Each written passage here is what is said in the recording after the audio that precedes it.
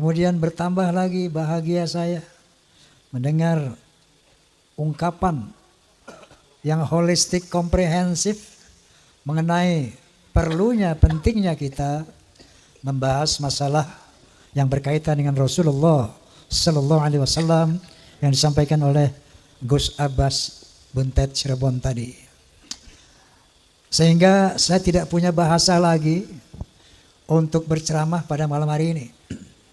Namun, kenapa? Kalau nyanyi nanti sama soneta.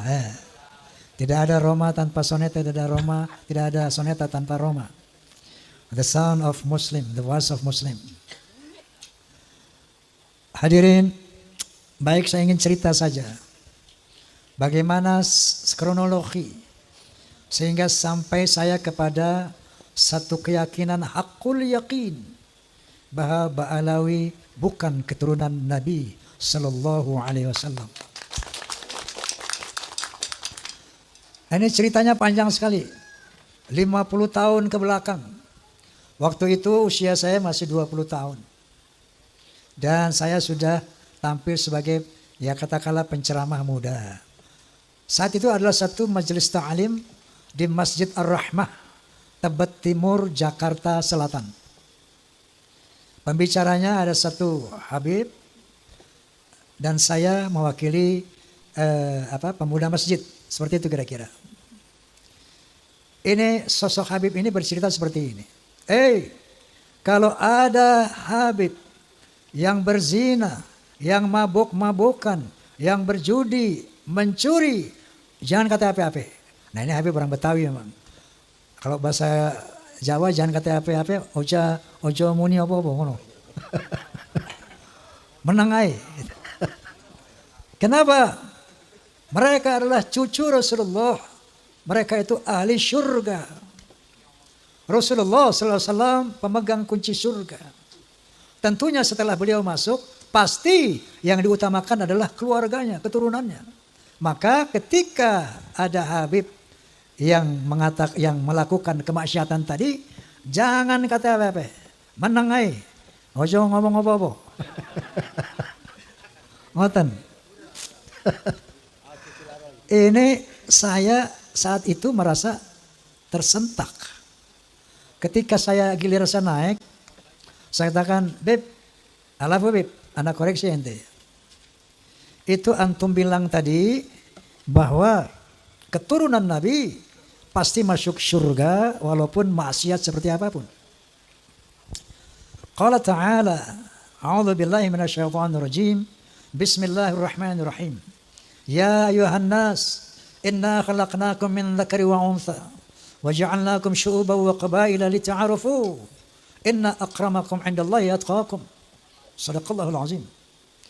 Beb, Allah Subhanahu wa taala berfirman, wahai manusia, aku telah menciptakan kalian dari seorang laki-laki dan perempuan. Dari sana aku jadikan kamu berbangsa-bangsa. Dari bangsa-bangsa itu aku jadikan kamu bersuku-suku. Seperti contohnya Indonesia. Bangsa Indonesia sukunya ada kurang lebih 700 apa piro? Pinter.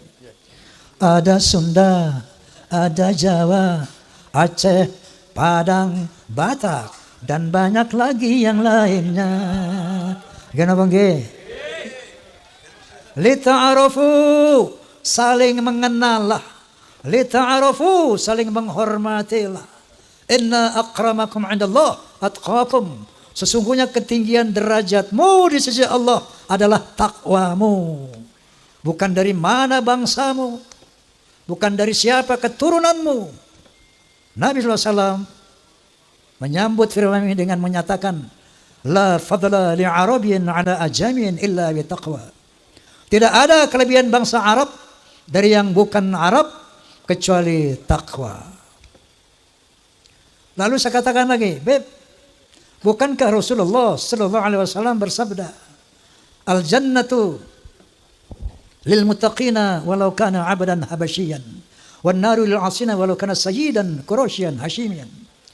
Surga itu untuk orang-orang yang bertakwa walaupun dia budak dari bangsa Habsyi. Contohnya Bilal bin Rabah. Budak dari bangsa Habsyi. Tapi Rasulullah menjamin bahwa Bilal bin Rabah adalah insya Allah menjadi ahli syurga. Sementara orang neraka adalah tempat orang maksiat, walaupun dia dari Sayyid Quraisy Bani Hashim. Ini yang saya utarakan saat itu. Bahkan Rasulullah SAW bersabda, "Lau anna Fatimah binti Muhammadin saraqat laqatta'tu yadaha." Seandainya Fatimah binti Muhammad mencuri, aku sendiri akan memotong tangannya. Artinya, Beb, saya katakan, tidak ada privilege, tidak ada keutamaan untuk turunan Nabi sekalipun. Rasulullah pernah mengadakan halaqah dengan para sahabat.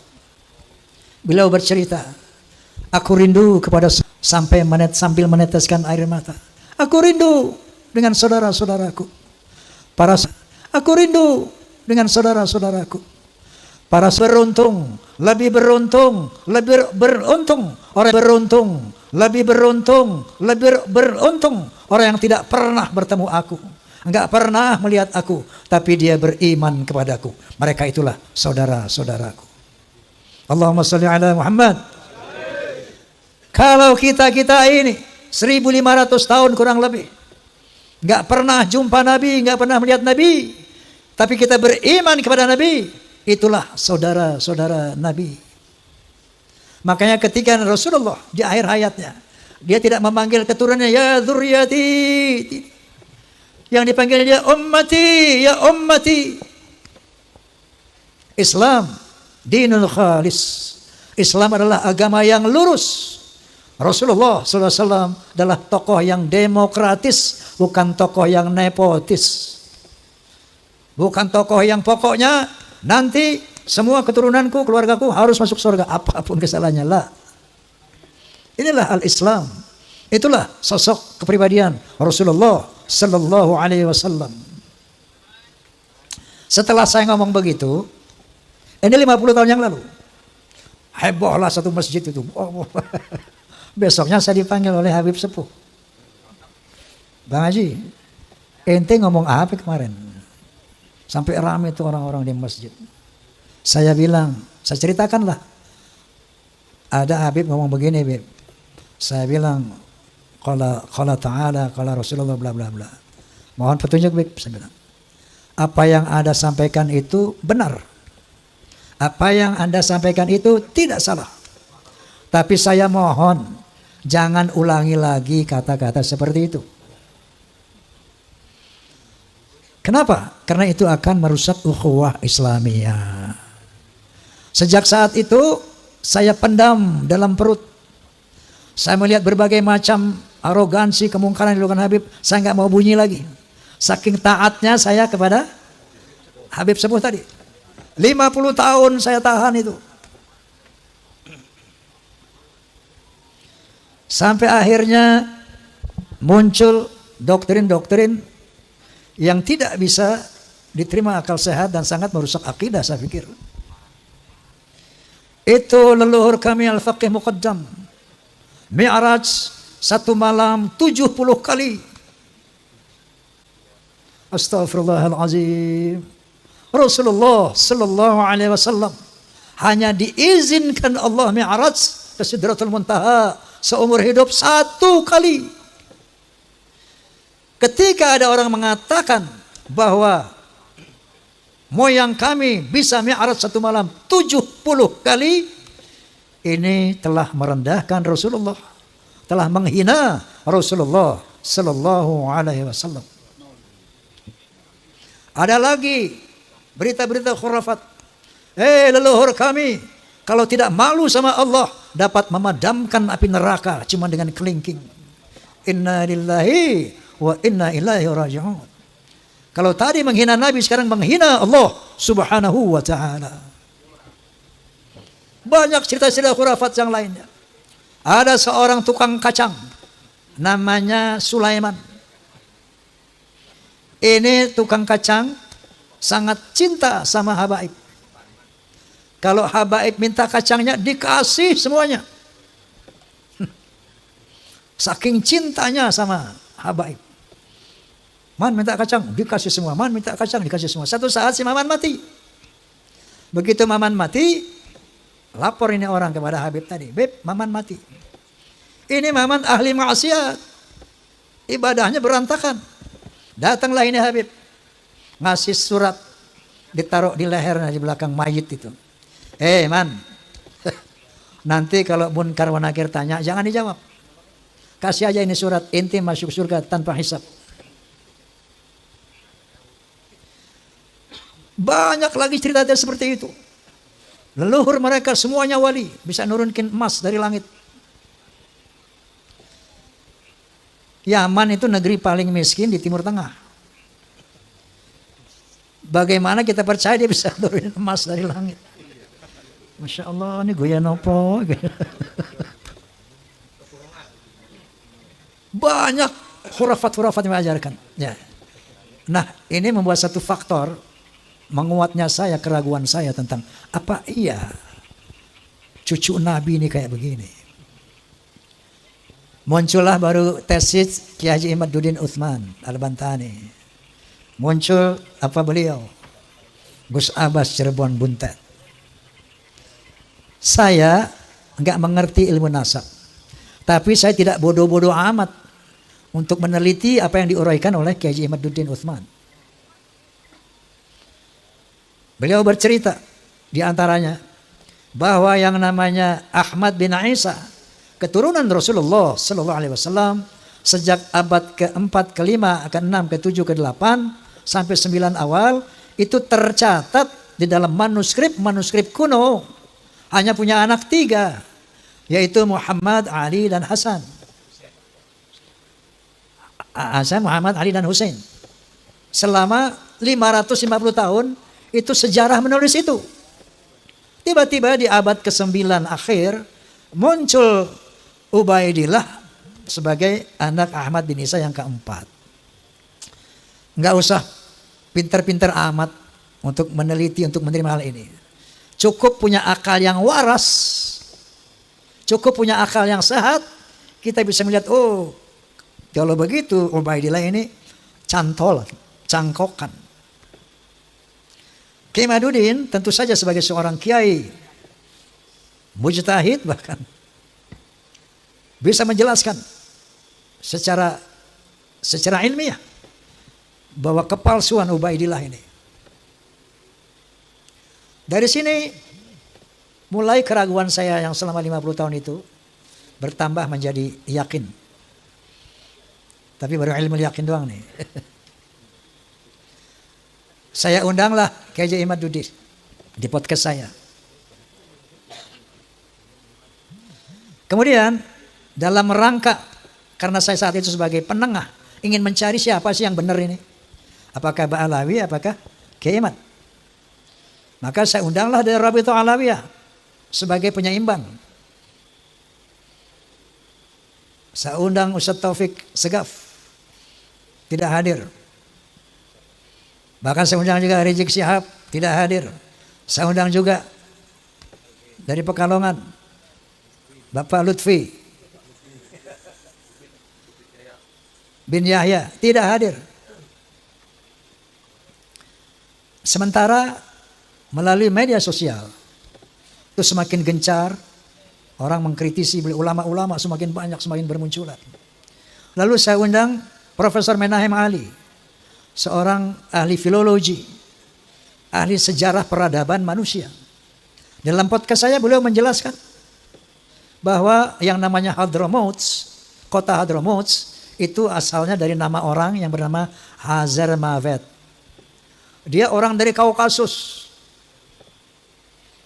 yang kemudian menjadi Hadramaut. Jadi menurut penelitian secara filologi, orang Yaman ini bukan orang Arab, tapi orang Kaukasus. Berarti mustahil sebagai keturunan Nabi Sallallahu Alaihi Wasallam menurut Profesor Menahem Ali. Kemudian saya undang lagi Dr. Sugeng Sugiharto dari BRIN. Beliau ahli ahli DNA itu, ahli genetika. Bercerita panjang lebar secara ilmiah, maka bertemulah istilah haplogrup J1 dan haplogrup G. Mereka menjelaskan, beliau menjelaskan panjang lebar bla bla bla bla bla bahwa subhanallah, subhanallah, subhanallah. Ternyata Allah telah mempersiapkan segala sesuatunya, termasuk menjaga kesucian keturunan para nabi. Ternyata DNA-nya itu sudah ditanamkan di dalam setiap manusia. Secara ilmu genetika, haplogrup Nabi SAW adalah J1. Haplogrupnya Ba'alawi, menurut kalau Anda klik di internet, familytreedna.com. familytreedna.com, klik saja, akan keluar nanti. Ada 180 orang Ba'alawi. Sebagian dari Indonesia, itu dari Yaman. Sebagian kecil dari Indonesia, itu haplogrupnya adalah G. Yahudi Askenazi. Nah, dari 3 disiplin ilmu ini, menurut sejarah, menurut ilmu nasab, menurut ilmu filologi, menurut ilmu DNA, maka muncullah hakul yakin bahwa Ba'alawi bukan keturunan Nabi Sallallahu Alaihi Wasallam. Lalu di counter itu Roma Irama, menurut Gus Romel ini pembela Ba'alawi. Kita bisa lihat di medsos. Itu Roma Irama sok-sok hakul yakin bahwa Ba'alawi bukan turunan Nabi, bahwa Ubaidillah itu bukan turunan Nabi. Memangnya dia pernah melihat pernikahan Ubaidillah? Memang dia pernah melihat persembahyaan Ubaidillah? Mel, saya bilang. Ente percaya nggak Muhammad bin Abdullah adalah Rasulullah? Kalau ente nggak percaya, kafir ente. Pertanyaannya, apakah Anda pernah melihat Muhammad dilahirkan? Apakah Anda pernah melihat Muhammad menerima wahyu dari Jibril alaihissalam? Iqra bismi rabbikal ladzi khalaq, khalaqal insana min 'alaq, wa rabbul akramun alladzi 'allama bil qalam 'allama al-insana ma lam ya'lam. Apakah Anda menyaksikan itu? Untuk meyakini Rasulullah, untuk meyakini Muhammad sebagai Rasulullah, itu nggak perlu kita melihat beliau menerima wahyu. Cukup dengan statement keterangan dari Allah Subhanahu wa taala, yaitu Al-Qur'anul Karim. Cukup dari hadis-hadis Rasulullah yang disampaikan oleh para muhaddits. Begitu juga keyakinan kita bahwa Ba'alawi bukan keturunan Nabi, Ubaidillah bukan keturunan Nabi, cukup dengan ilmu-ilmu 3 ilmu tadi. Nah, dia tanya, bagaimana Roma Irama yakin? Saya katakan, satu contoh. Saya yakin kepada Allah Subhanahu wa taala tentang eksistensinya sebagai Tuhan, eksistensinya yang serba maha, itu dengan 2 hal. Pertama, ayat qauliyah Al-Qur'anul Karim. Yang kedua, ayat kauniyah, ciptaan Allah ini. Ayat qauliyahnya diantaranya firman Allah Subhanahu wa taala, "Innani anallah la ilaha illa ana fa'budni wa aqimis salata li dzikri." Sesungguhnya akulah Allah, tidak ada Tuhan selain aku, maka sembahlah aku dan tegakkanlah salat demi mengingatku. Itu satu, saya bilang. Banyak lagi surat Ayatul Kursi, banyak lagi sebagai ayat-ayat qauliyah firman Allah Subhanahu wa taala. Yang kedua, ayat kauniyah alam semesta ini. Qala ta'ala, "Inna fi khalqis samawati wal ard wa ikhtilafil laili wan nahar wal fulki allati tajri fil bahri bima yanfa'un nas wa ma anzalallahu minas sama'i min ma'in fa ahya bihil arda ba'da mautiha wa batha fiha min kulli dabbah wa tasrifir riyahi wa sahabil musakhkhari baina samawati wal ard la ayatin liqaumin yaqilun." Shadaqallahul azim. Sesungguhnya pada penciptaan langit dan bumi, pada pergantian siang dan malam yang begitu teratur, bisanya kapal-kapal berlayar di lautan dengan membawa hal-hal yang bermanfaat buat manusia. Turunnya air dari langit, air hujan. Dengan air itu dihidupkan bumi yang mati. Ditebarkannya berbagai macam binatang melata di muka bumi.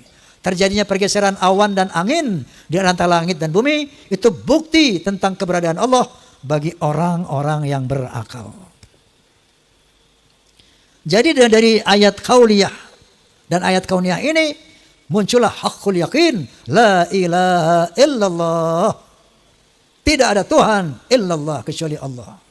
Begitu juga ketika saya meyakini Ba'alawi bukan turunan Nabi, ayat qauliyahnya adalah dari tesis Kiai Imaduddin Utsman, kemudian dari filologi, dan ayat kauniyahnya DNA. Jelas apa jelas? Oi, jelas apa jelas? Saya mau tanya, Anda pun yakin tidak bahwa Ba'alawi bukan turunan Nabi? Yakin apa tidak? Alhamdulillah. Allahu Akbar. Allahumma salli ala Muhammad. Masya Allah, Masya Allah. Liqawmi yaqilun. Kalau makanya Allah SWT mengatakan gunakan akal. Afala tatafakkarun, gunakan fikiran. Gunakan akal.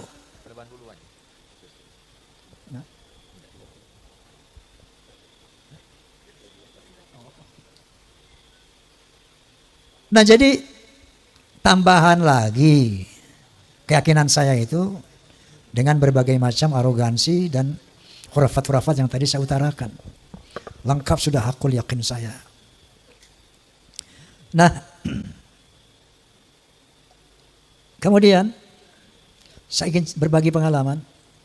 Tempo hari saya dakwah di daerah Jambi, Sumatera Selatan. Tablighul Akbar. Itu kiai-kiai banyak mengatakan, Bang Haji, kami di belakang Bang Haji. Saya pengen sih dia di depan saya, bukan di belakang ya. Ketika saya mengadakan pentas Soneta Group di Banjarmasin, ada satu kesempatan kita berkumpul dengan para pejabat. Salah satu pejabat daerah mengatakan, Bang Haji, saya yakin bahwa sebagian besar rakyat Indonesia sama dengan Bang Haji. Allahumma sholli ala Muhammad. Allahu Akbar. Kenapa? Karena mereka sejak ratusan tahun melihat fenomena ini. Terakhir dalam podcast saya bahwa kita bangsa Indonesia tidak boleh diam melihat fenomena ini. Kenapa? Ada indikasi mereka mau menjajah Indonesia. Indikasinya jelas sekali. Ada yang bagian memalsukan kuburan. Di mana-mana dibikin kuburan-kuburan palsu. Alhamdulillah menurut keterangan beliau juga sudah banyak yang dibongkar. Ada kuburan-kuburan keramat seperti di Madura, kita lihat di YouTube. Sudah lama sebagai nama orang itu tiba-tiba ditambah namanya menjadi ada Ba'alawinya gitu. As-Segaf. Yang paling trending yaitu KRT Sumo di Ningrat di Semarang diganti namanya dengan Habib Hasan bin Toha bin Yahya. Kuburan-kuburan palsu, Masya Allah, seluruh Jawa, di Kalimantan banyak sekali ternyata. Ini ternyata strategi pertama untuk memberikan kesan kepada bangsa Indonesia bahwa, itu lihat para habaib lah yang datang ke sini dan menjadikan orang-orang Islam ini, menjadikan orang ini menjadi Islam. Oleh karena itu Wali Songo pun diklaim sebagai Ba'alawi. Strategi pertama. Yang kedua, berita-berita khurafat, dongeng-dongeng khurafat. Untuk apa? Untuk menaklukkan hati umat Islam yang tidak berpikir. Ini yang namanya Ba'alawi leluhurnya luar biasa. Bisa hijrah, Mi'raj 70 kali. Bisa memadamkan api neraka yang nggak pakai akal. Itu sesuatu yang luar biasa dan dahsyat. Mereka pun menjadi takluk, tunduk, siap diperintah apapun. Tujuannya itu. Dan yang lainnya, ada yang membuat provokasi-provokasi. Saya bersama rakyat, kita dengan rakyat. Jangan coba-coba ganggu rakyat. Seakan-akan berpihak kepada rakyat. Ada lagi provokator. Asah golokmu, asah pedangmu, asah celuritmu. Dia mau ngadu domba kita pribumi. Sementara mereka akan memetik hasilnya. Faham apa tidak ini? Halo? Faham? Sehingga akhirnya mereka bisa bilang, Jawa adalah pintu tarim, Indonesia milik aulia tarim. Inna lillahi wa inna ilaihi raji'un.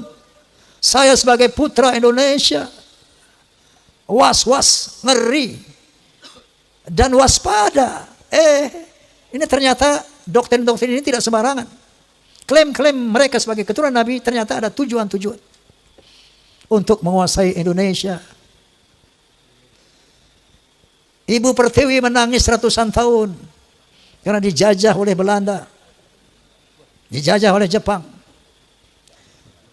Baru beberapa puluh tahun merdeka, tiba-tiba ada gejala lagi, kita mau dijajah oleh penjajah berjubah.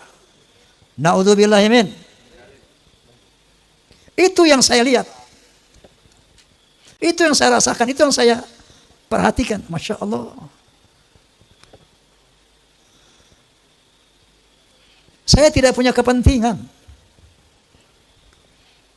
Dan sering saya katakan, apapun yang saya ucapkan ini bukan berdasarkan kebencian. Na'udzubillah. Bukan berdasarkan saya punya kepentingan. Dasarnya kulil haqqa walau kana murra. Dasarnya adalah watawassaw bil haqq watawassaw bis sabr.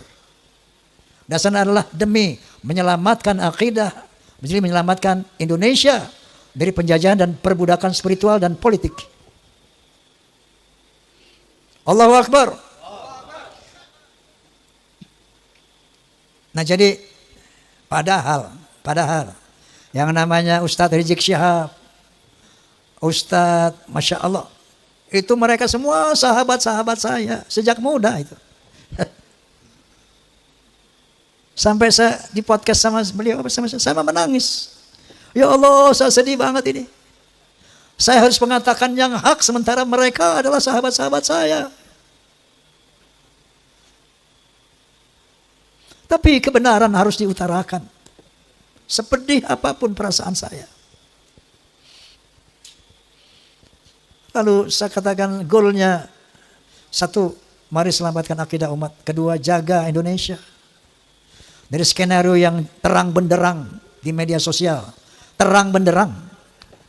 Indonesia milik aulia tarim. Apakah kurang jelas ini? Halo? Apakah kurang jelas tujuan mereka? Jadi ini dari dasar hati yang tulus sebagai umat Muhammad SAW dan sebagai anak bangsa Indonesia. Penjajahan perbudakan spiritual. Nah itu dengar ya kamu tuh. Penjajahan perbudakan spiritual. Ngono loh. Tetapi karena kita sama-sama umat Islam, ini memang harus kita selesaikan.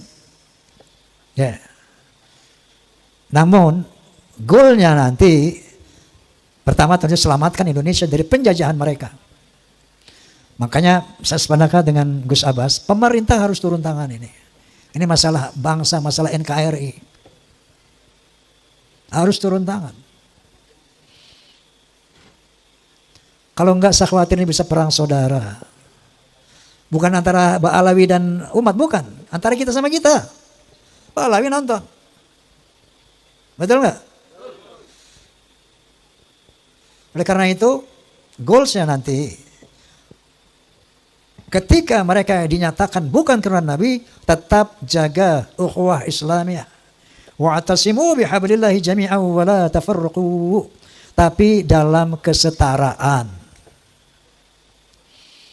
Bukan dia sebagai tuan, kita sebagai budak. No.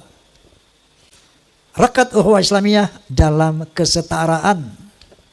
Kita muliakan siapa yang berilmu.